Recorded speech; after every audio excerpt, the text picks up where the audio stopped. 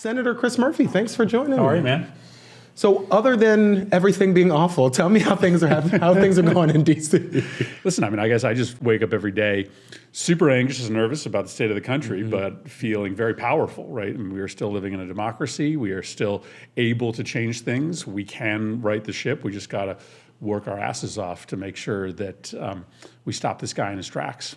So when you talk about still waking up every day feeling powerful and confident, are there any quotes or just people who've poured into you over your life that help to give you that sense of resilience? I think people are looking for that right now. Yeah, I guess I just have a sense of context, right? We are 250 years into an experiment. And as much as it was popular maybe a decade ago to shame people for suggesting that America was an exceptional nation, I actually think we are. I'm confident we are. No country has, for as long as we have, paired these two things together, which is democracy, the idea that we all decide for ourselves, the laws and the norms that govern us, and multiculturalism, multi-ethnicity, right? A country that is a true melting pot. Never before has a society, as a civilization, done those two things together. People living together that are different from each other and deciding for themselves what the rules of society are going to be. And in some ways, those things are unnatural, right? We actually are very comfortable with hierarchical systems of governance, right? In most of the rest of the things that matter in our life, whether it be our workplace or our family or our favorite sports teams, there's one person in charge or one or two people in charge. And it is also biological for us to kind of retreat to tribe, right? It makes us uncomfortable because thousands of years of biology has told us to protect ourselves by just grouping ourselves with people who are like us. So, demagogues play on both of those unnatural aspects of Americanism. Demagogues tell us that it'd be just a lot more efficient if you put me in charge. I could solve the problems if we got rid of the inefficiencies of democracy. And you know what? People that are different from you, they're your enemy, right? There's something or somebody to be feared. And those two messages, unfortunately, play to a little something that sits inside of us. So I feel pretty good about the fact that we are almost a quarter millennia in, and we're still fighting for the survival of the greatest country and the greatest experiment in governance and culture that has probably ever existed. It's never been perfect. Our experiment is always in need of perfection and improvement, but we're still alive. We're still fighting. This guy has not fully converted the country to what he wants, a form of quasi-democracy or autocracy. And the crowds that are coming out right now as we speak are proof to me that we're going to live to fight another day as a country. You're absolutely right with so much of how you're looking at this. Very, very interesting how you're looking at this, because that was a big sort of selling point, right? Going back, I think, to the first time he ran for president of I alone can fix it, right? There's no need for Congress. There's no need for a judiciary. He makes the laws. He makes the rules.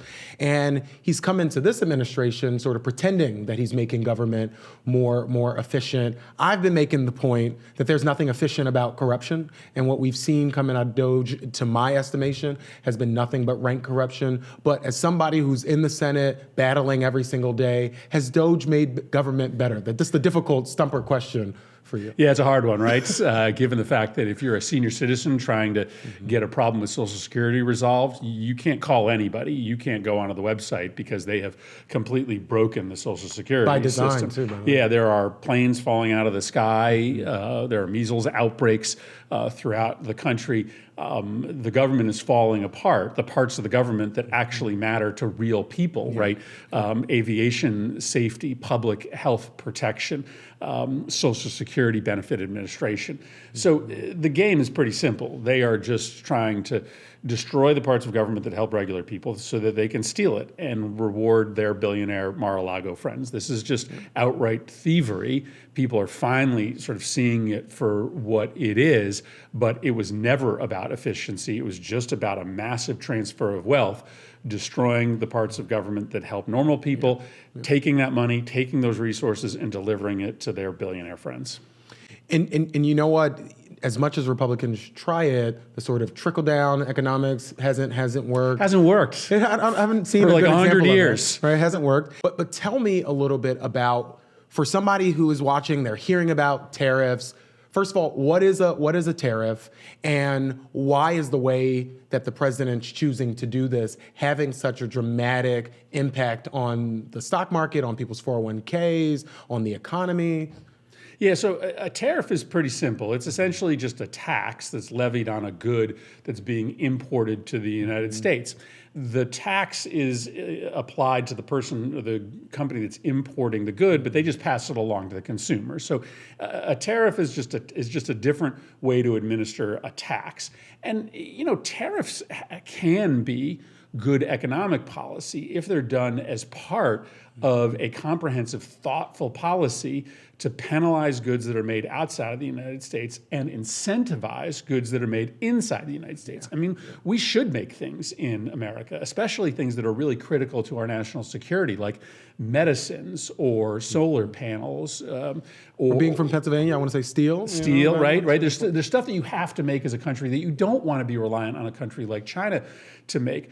But the way that Trump is doing it makes absolutely no sense, because he is not pairing it together with the kind of domestic policy you would need to restart those industries. You have to have both a stick, the tariff, and a carrot, the domestic incentive.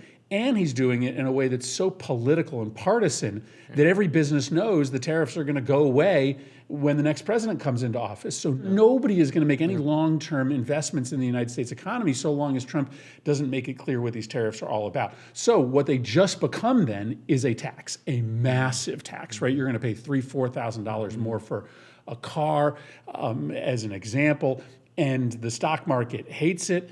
Consumers are going to hate it when they get the costs passed along to them, and the jobs don't ever show up. So we're headed for a recession, in part because Trump is just incompetent.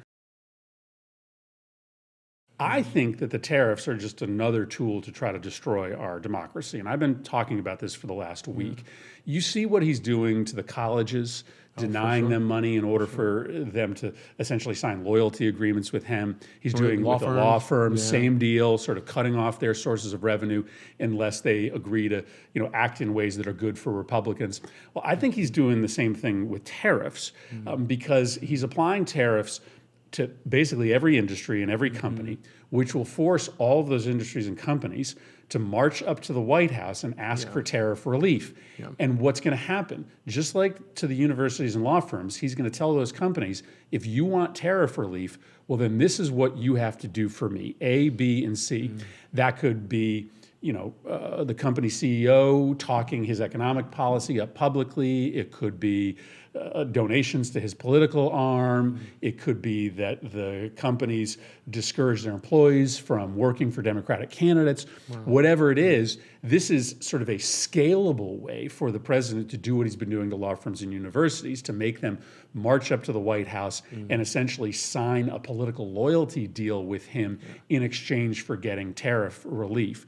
I think that's the explanation as to why no economist can figure out the formula, because it's not actually intended to create jobs in the United States. It's just intended to increase his political power and undermine our democracy. Yeah, and I've also been hearing the word thrown around, stagflation, where you have increased inflation, you have a stagnant economy, things cost more, people are losing their jobs. I don't know if this was the golden age that he was alluding to. Doesn't feel like that to me. I guess gold-plated, but certainly not golden in the traditional sense. But talk to me about just some of the other things that you've seen from this administration in terms of the budget. Obviously, a budget is being debated in the Senate. You all passed a framework for people who, again, are tuning into pieces of this. What's in the budget framework that just passed out of the Senate that the House is talking about? Well, I mean, he wasn't kidding, right, that he believes this is going to be a golden era. But the only people he cares about are his billionaire friends, are the people that pay the dues at Mar-a-Lago. So this is going to be a golden era for billionaires, right? For the CEOs of corporations, because everything they are doing is designed to enrich those CEOs. So we just passed the sort of first step in the big spending and tax package that Republicans are planning to do this year. And it's basically about one central idea. a massive cut to Medicaid, which is the program that insures 24% of Americans. You know, I don't know what you call it in Pennsylvania, but it's not called Medicaid in most states. So in Connecticut, it's called the Husky Plan, and We have Penny. in Wisconsin, it's called Badger Care. So when people hear Medicaid and they hear that 1/4 of Americans are insured by Medicaid, it doesn't make sense to them because it's not called Medicaid in most states. But it's the insurance plan for 1/4 of Americans, and they're going to gut it. They're going to cut it to the bone in order to raise a bunch of money, save a bunch of money to pass along a giant tax cut for billionaires and millionaires. So it's a golden age for those billionaires that get a $50,000, $100,000 tax cut. But not for grandma. It's going to be miserable for regular people who rely on Medicaid to pay their nursing home bills or to provide their insurance. So that's where we are, a government that only cares about the economic elites and are willing to sort of put the rest of us through misery. And so, you know, in this administration so far, that's been their economic policy.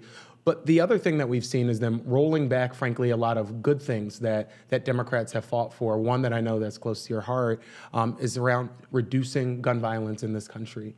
You know, there are a bunch of folks all across this country who look just like me, where the leading cause of death is not cancer, not heart disease, not even car crashes. It's gun violence.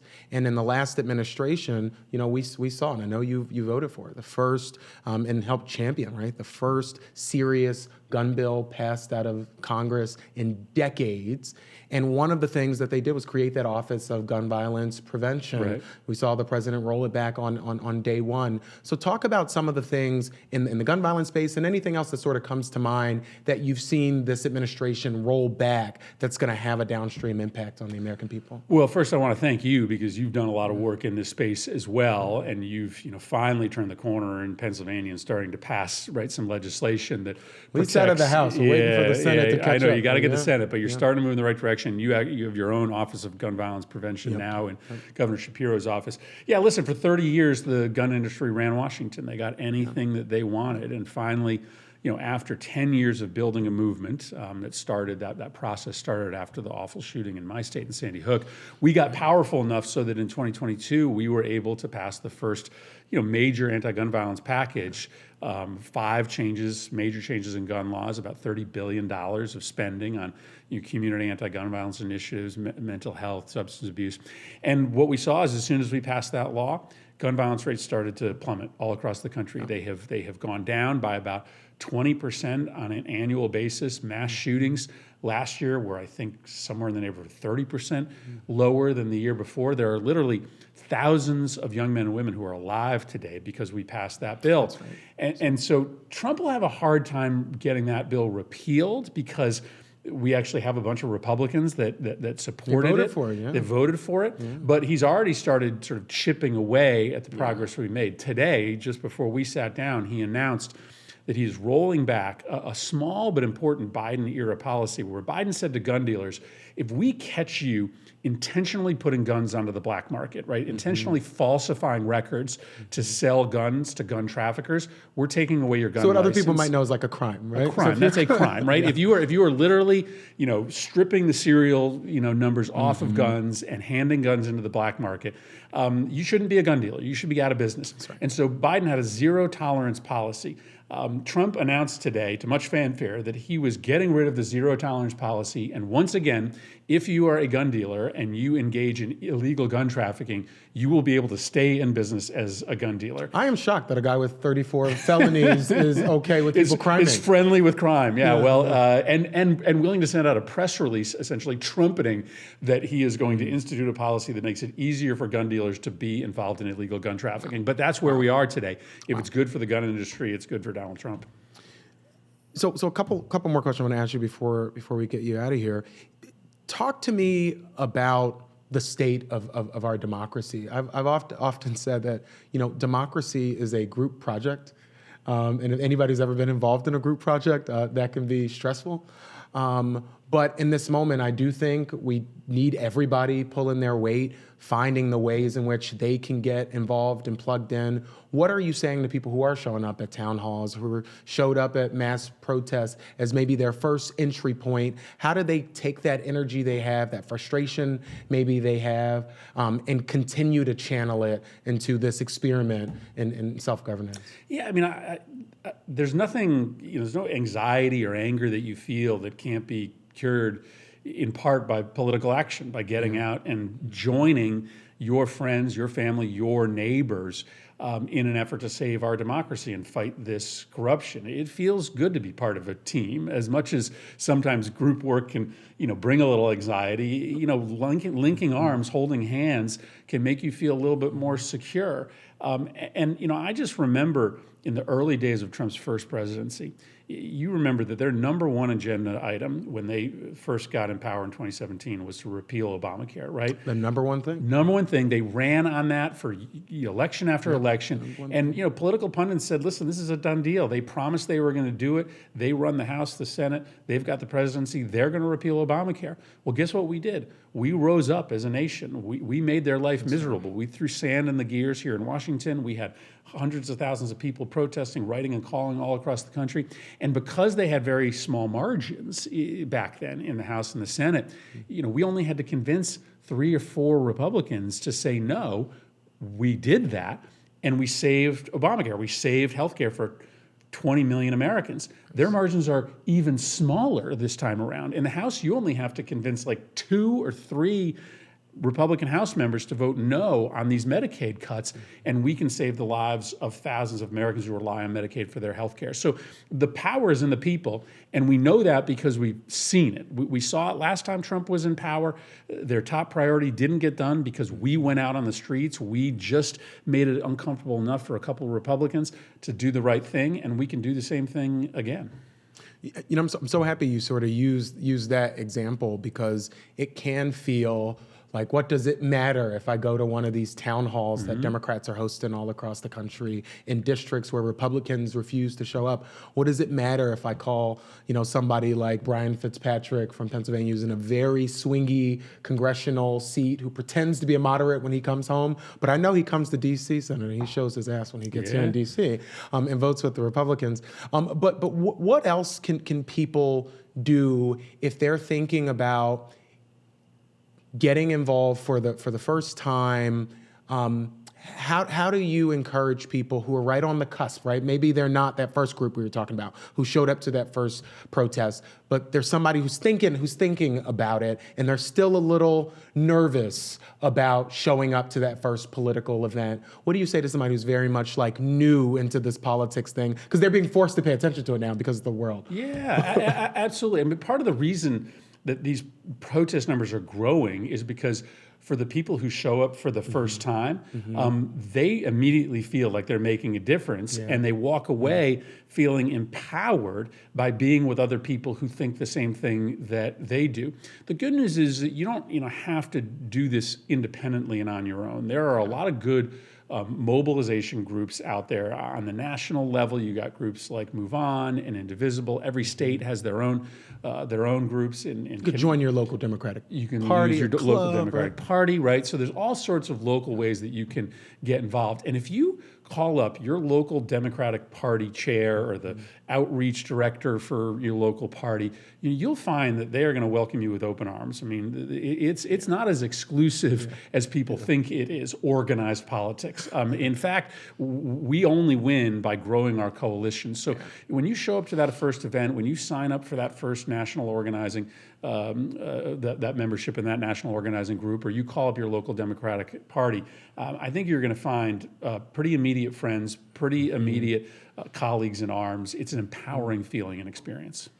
And my last thing for you is about sort of, why we're together. We are doing hard work of trying to rebuild the Democratic Party, reinvigorate the Democratic Party after a close national loss, an election that's having dramatic impacts on people's lives and their livelihoods. What do you think the Democratic Party, should be doing, can continue to do, to not just fight, but also to dream? I've been saying a lot that, a fight fails without a dream. if you don't know what you're fighting for, what our vision is. And, for me, I think it's pretty simple. Democrats are fighting for one good job where you can afford to live in a neighborhood that's safe, where your kid goes to a good public school, and you get to retire with some dignity. I think that's all on the line for us right now. But what, from your estimation, can the Democratic Party do to deal with some, really daunting numbers of people who don't think we're focused on them, focused on their families? Well, I think you said it exactly right. You sort of have to start with the world that you want to live in, right? Instead of starting with the policies that are going to get you there, right?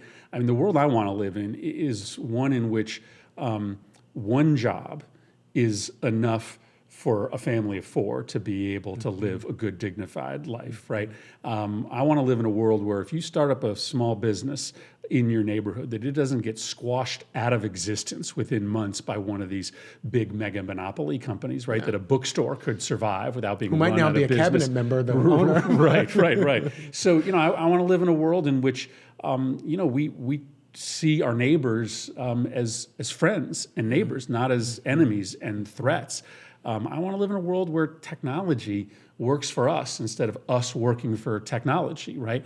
Wow. And so, this is the world in which we want to make for our community members. And I think the Democratic Party, I would love us to get back to our roots when sort of economics was the tentpole for our party, where we woke up every day fighting for economic justice and dignity, where we called out the billionaires and monopolists who had power, and we explained to people in real concrete terms how we were going to take power from people who had way too much and give it to people who don't have enough. Sometimes we get a little bit addicted to kind of small ball solutions, incrementalism. Sometimes as Democrats, we don't like to name names, the people who are screwing average Americans. You can here. You can say whatever you want. No, we got to tell a story, and we shouldn't be afraid to, go after the Elon Musks of the world, the Bezoses of the world, who are through just corporate and personal greed destroying the lives of thousands of Americans. We can't be afraid to tell that story. It's a compelling story. It's a true story. Yeah. And in the absence of a narrative, people who are screwing you and the path to deliver power to regular people, we're not going to be able to grow our coalition.